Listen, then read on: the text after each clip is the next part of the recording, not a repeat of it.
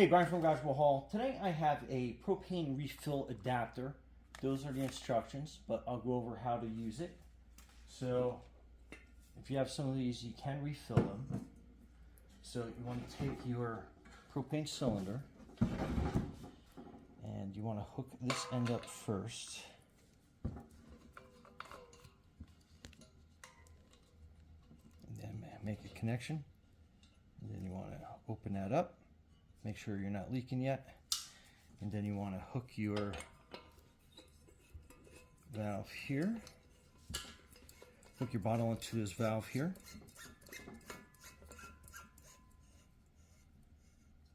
Okay. And then you want to get your tank basically upside down like this. Now it's showing that there's some gas in there, but it's about half empty. So just go a little bit at a time.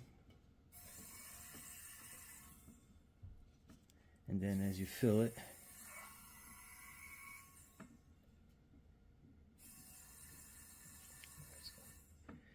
you want to go about 3/4 to full. And it does take a couple little, okay. And I think we're about good on that tank. So we shut that valve off. Then we'll disconnect this.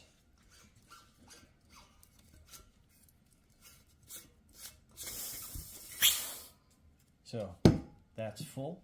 And what I love about this most is if you do any brazing or anything with these type cylinders, you can easily screw that on. And then same thing. So this one, I've used a little bit, so it's basically full, but when these are empty, you can easily fill those.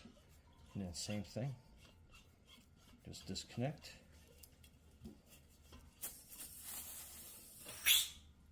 And then you are full on that.